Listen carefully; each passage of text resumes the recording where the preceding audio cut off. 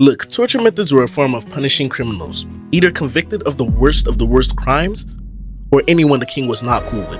Like, if you were too annoying, or even chopped at the time, the king would have put you in a human hamster wheel or put you under Chinese water torture. Like, do y'all even know if Chinese water torture is Chinese or somebody just added Chinese to it to make it seem cool? Bruh. I remember in elementary school, people would put up their pinky finger up like this and be like, yo, this is the Chinese middle finger. And like, bruh, people in China do not hold that up, bro. They were saying it was the Chinese middle finger. Like, if you went to China and held it up, you would get skinned alive or something. Anyways, torture has been something used throughout centuries to make sure people locked in and made sure they didn't rebel.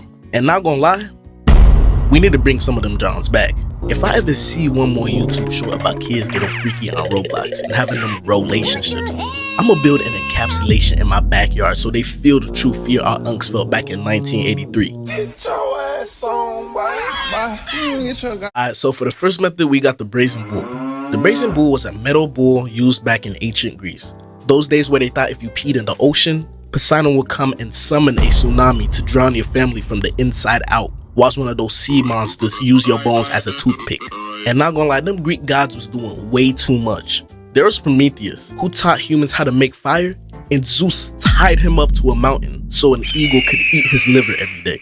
And Athena was high-key on demon timing. She turned some girl into a spider because she was better than her at weaving blankets. Bruh. And she turned Medusa into a creature because Medusa got assaulted by Poseidon in her Greek temple. What? Poseidon was a terrible god for what he did.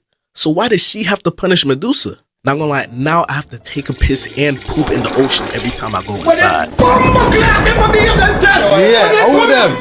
Anyways, a person was placed inside and the fire was lit underneath them.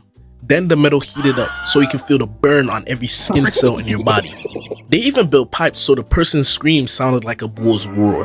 But imagine if you were burned alive and they turn your screams into literal auto-tune just so that people could listen to you whilst you are in utter anguish. And your bro is just standing out there listening to you moo like you ready to tear a stack of hay. Apparently the king thought the person who made this was so despicable that he put the creator inside the brazen bull just so he felt the making of his own creation. The type of people who would get punished by the brazen bull were political enemies, enemies of the state, and traitors. So Rose from Get Out got a nice and cozy luxury bedroom waiting for her in the bull in my backyard. Next, we have impaling. Impaling was used throughout various regions, but mainly throughout medieval Europe. This was when you would have a sharpened stake driven through your body while it was fixed upright. So imagine sitting on a chair that was shaped like a Washington monument, but you had hella lube and oils on it. Victims would die slowly from shock, blood loss, or organ damage. And the person infamously known for this sick treatment was Vlad the Impaler. What do you mean by that? Not gonna lie, with that name, you have two options. Either bro was known as the Riz Man of the decade with that freaky odd nickname, or bro was a demon from Tartarus walking on Earth. Cause this boy is the real life inspiration for Dracula. That boy who be drinking the blood and do not be liking the garlic.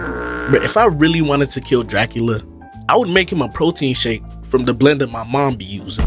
Cause the herbs and spices they be blending up in that John be infused with the glass of the blender. So if this guy Vlad was the inspiration for Dracula, you already know them Vladidian parties were going crazy.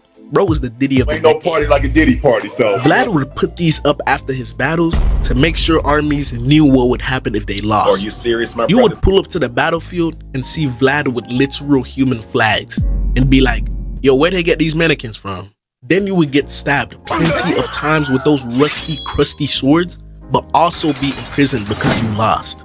And then Vlad would come in like, what's up, gang? You finna lose here? Jesus Christ. I really can't believe I just said that. I'm at school right now.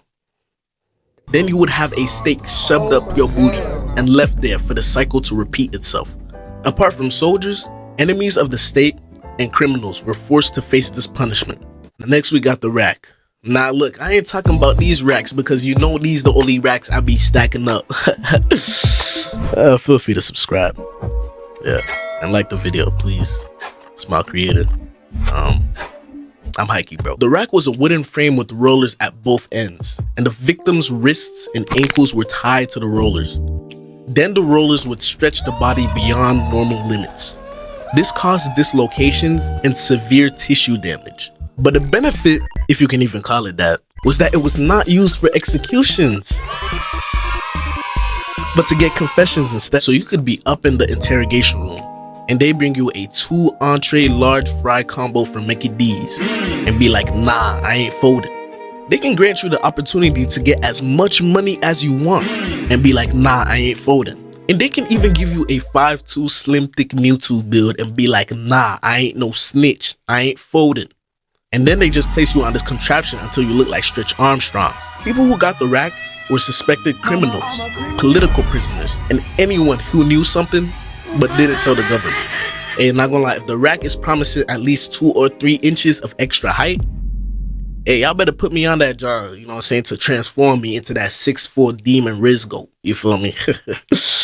You feel me? Yeah, because I'm already 6'1", and then it's gonna like just increase it a little bit. Rat torture.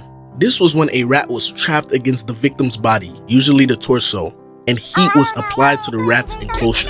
The rat would be tweaking and trying to find a way out through your body by digging in you. So you would have Remy, who hadn't eaten in weeks, eating you out. You will end up in McDonald's.